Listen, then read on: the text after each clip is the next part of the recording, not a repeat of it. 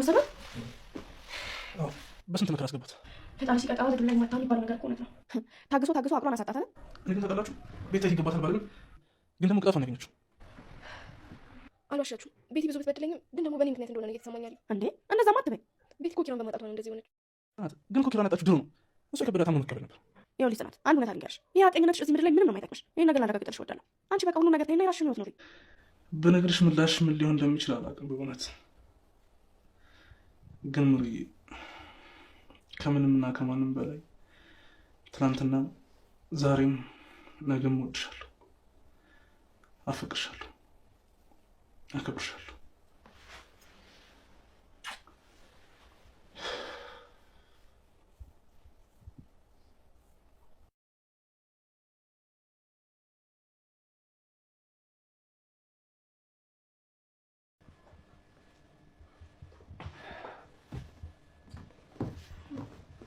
እንዴ ምን ደነገጥሽ? መብቴ እኮ ነው በገዛ ንብረቴ። ኪራ መታል እንዴ? ኪራ ሰላም ጤና ይስጥልኝ። ውድና የተከበራችሁ የቻናሌ ተከታዮች በሙሉ በዓለም ዳርቻ ለምትገኙት ለሰው ዘር በሙሉ ሰላም ብያለሁ። ሰላምታዬ ባላችሁበት ይድረሳችሁ። ዛሬ ጽናት ድራማን በክፍል 47 ተወዳጁን ድንቁን አስተማሪውን የሆነውን ጽናት ድራማን ይዘን መጥተናል። ለዚህ ቻናል አዲስ ሲሆናችሁ ላይክ፣ ሼር፣ ሰብስክራይብ በማድረግ ቻናሌን ይቀላቀሉ። ዛሬ በጽናት ድራማ በክፍል 47 መጥተናል። በባለፈው ክፍል የቤቲ ተንኮል ተጋልጦ ጽናትዬ እውነቱን አውቃ ነበረ ያለቀው ማለት ነው። ዛሬ ደግሞ ቀጣዩ ክፍል በክፍል 47 ቤቲ እንግዲህ አንድነት ደጎም ደገፍ አድርጋ ከቤት ወደ በር እያወጣቻት ነበረ። እንግዲህ አንድነትም አበደች፣ እጅግ በጣም አለቀሰች። ሳቅም ለቅሶም ደስታም የተቀላቀለበት ዝብርቅርቅ ያለ ነገር እንግዲህ ስታሳየን ነበረ። ሁሉም ወጥቶ ሲመለከታት ነበረ። ጽናትን ኪራዬን ወሰድሽብኝ፣ ኪራዬን ቀማሽኝ እያለች እንግዲህ ስትወቅሳትም ነበረ። ኪራዬ እኔ ነው እያለች ለኪራዬ ልዝፈንለት እያለች እንግዲህ እንጉርጉሮም ስትዘፍንም ስታለቅስም ስትስቅም አይተናታል። በእንደዛ እንዳለ እንግዲህ ጽናትዬ ነገራቶቹን በምታያቸው የቤትን ነገር እያየች ህሊናዋ ከአቅሟ በላይ ሆነ። በጣም ራሷን ማውቀስ ጀመረች። ከዛም ትታቸው ወደ ቤት ገባች። ቁጭ ብላ ሳለ በጣም ስታስብና ስትተክዝ ነበረ። እኔ ነኝ ቤቲን ለዚህ ደረጃ ያደረስኳት፣ እኔ ነኝ እንደዚህ ያደረኳት፣ ኪራን አጥቼ እኔ ሰው አልሆንም፣ ኪራዬ የኔ ነው እያለችኝ ነበረ። እናም በእኔ ምክንያት ቤቲ እንደዚህ ሆነች እያለች ራሷን ስትወቅስ ነበረ። ኪራም እንግዲህ ከኋላ ተከትሎ ገብቶ ነበረ። በጭራሽ አንቺ አይደለሽም ሲላትም ነበረ። ለጽናትዬ ሲያበረታታትም ሲያጽናናትም ነበረ። እኔ አንቺ አይደለሽም ቤቲን ያስተውሻት፣ እኔ ለራሴ በራሴ መንገድ ነው፣ አንቺ ምንም አያገባሽም፣ አንቺ ምንም ተጠያቂ አይደለሽም ሲላትም ነበረ። ጽናትም በጣም እንዳሰበች እና እንደተገዘች እና እራሷን እየወቀሰች ነበረ። ኪራም ለማጽናናት ሞከረ። እንደውም አንቺ ከዚህ በኋላ ስለ እኔና ስለ አንቺ ነው እንጂ ማሰብ ያለብሽ ስለ ቤት አይደለም ሲላትም ነበረ። ከዚህ በኋላ እንደውም እኔ ለአባትሽ ሽማግሌ ልኬ ድል ባለ ሰርግ ነው የማገባሽ እያለም እንግዲህ ደስታውን ሲያበስራት ነበረ። ከደስታ የተነሳ ብዛት እንግዲህ እቅፍቅፍም ሲደራረጉ ነበረ። በጣም ደስ የሚል አሪፍ እንግዲህ የጽናት ድራማን ስናይ ነበረ ዛሬ በክፍል 47 ማለት ነው። በእንደዛ እንዳለ እንግዲህ ቤቲ ያው እብደቷን ይዛ ጎዳና ላይ ወጣች። እንግዲህ ለእህቷ ስልክ ተደውሎ እህቷ ቤቲን መታ እንድትወስድም ተደርጎ ነበረ። በዛ መሀል ግን ሀኒ ወደ እነ ጽናት ቤት ስትመጣ በድንገት አስደንግጣት ነበረ።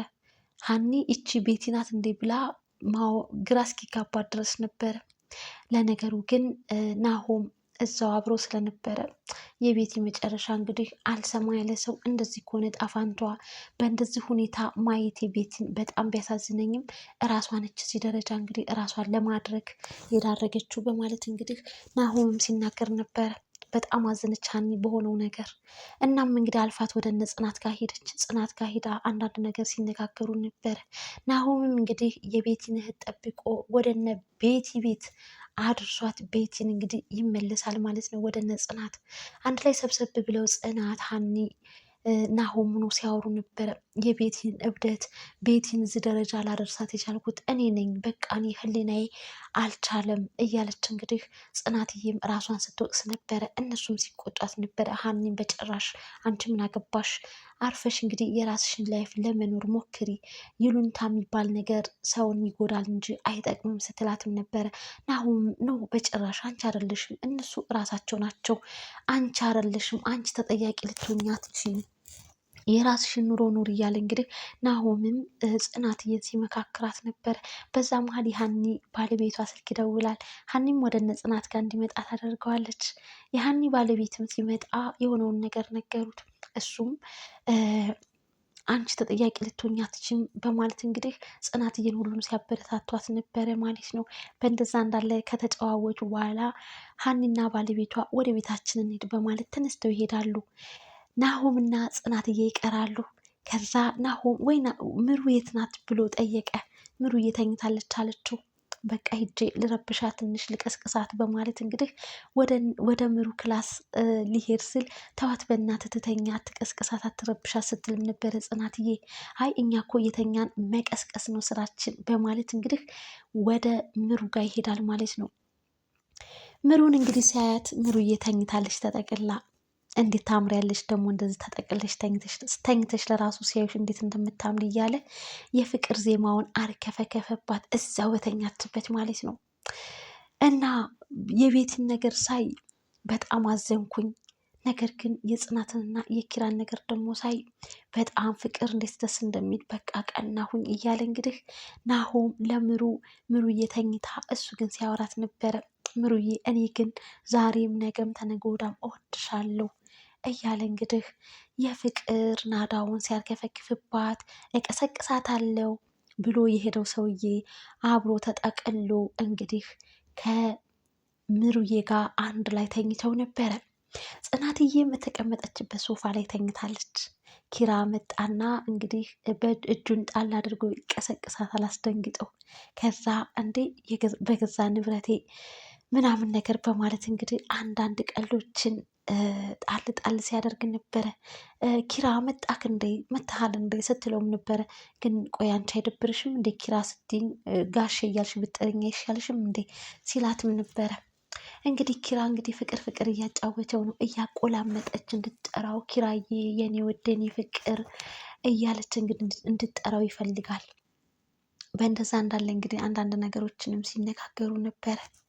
እናም እንግዲህ ኪራ ጽናትዬን እጅግ በጣም እንደሚወዳት እንደሚያፈቅራት ፍቅሩንም እየገለጸላት እንግዲህ በጣም ደስ የሚል ጊዜ ነበር ያሳለፉት። ምግብን በመስራት እንግዲህ አግዝሻለሁ እኔ ነኝ ምግብ የምሰራው እያለ እንግዲህ ኪራን በኪችን እንግዲህ ጉድ ጉድ እያለ ማይተናል ማለት ነው።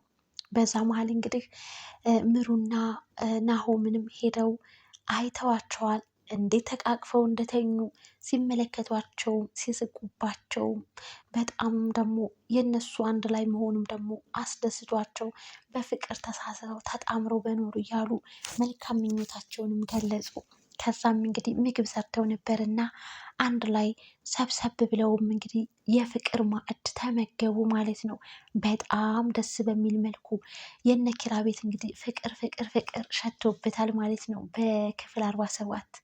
እናም እንግዲህ ከዛ በኋላ ጽናትዬ ውስጧ ጥያቄ ይፈጥርባታል። ኪራ በእኔ አታፍርብኝም አይደል እያለች እንግዲህ ኪራን ስትጠይቀው ነበር እየደጋገመች ያው የኑሮ ደረጃዋን ከኪራ ጋር ስለማይመጣጠን ጽናት እጅግ በጣም አርጋ እኔ ገጠር ልጅ ነኝ፣ እኔ ሰራተኛ ነኝ፣ እኔ በእኔ አታፍርብኝም ወይ እያለች እንግዲህ ደጋግማ ኪራንም ስጠይቀው ነበረ። ኪራ ግን ሁሉንም ነገር ሲነግራት ነበረ ማለት ነው።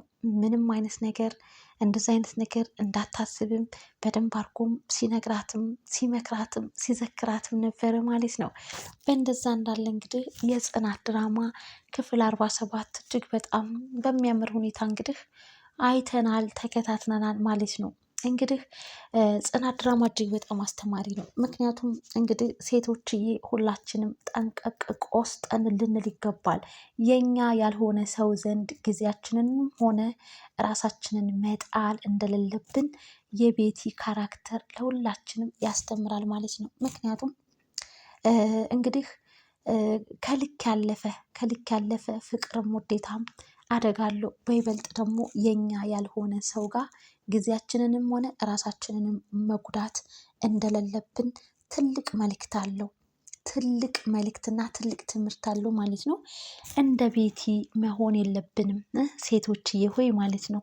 እንደ ቤቲ ሆነን ለእኛ ላልሆነ ሰው ራሳችንን መጣል እንደሌለብን እና ራሳችንን መጉዳት እንደሌለብን ተምረንበታል፣ አገናዝበንበታል። ብዙ ነገሮችን እንግዲህ ተማምረንበታል ብዬ እላለሁ። እንግዲህ የኪራንና የጽናትን ሰርግ ያው እንጠብቃለን ማለት ነው። ኪራና ጽናትዬ እንደተጣመሩት ደግሞ ምሩና ናሆምዬም ደግሞ ምሩዬ እንግዲህ የናሆምን ፍቅር እባክሽ ተቀበይ ይውላሉ። በዚህ አጋጣሚ ማለት ነው የናሆምዬን ፍቅር ተቀብለሽው ያው ይመርባችሁ ነው። ጥንዱ ናችሁ፣ አምሮባችሁ ኑሩ ላለሁኝ። የኪራና የጽናት እውነት ባደረገው ከድራማው ወጣ ብሎ እውነት ባደረገው ሁሉ ያስብላል፣ እውነት ለመናገር ማለት ነው። እና እጅግ በጣም ደስ የሚል ተወዳጅና አስተማሪ የሆነ ድራማ ነበረ ስንከታተል የነበረው ማለት ነው። እንግዲህ ለሁላችንም እውነተኛና ትክክለኛ ከሆነ ሰው ጋር ከራሳችን ከሆነ ሰው ጋር ያገናኘን ነው የምለው። እናመሰግናለን ለነበረን ጊዜ ለነበረን ቆይታ እጅግ በጣም አድርጌ አመሰግናለሁ። ቻናሌን ላይክ፣ ሼር፣ ሰብስክራይብ በማድረግ አበረታቱኝ። ባይ ባይ።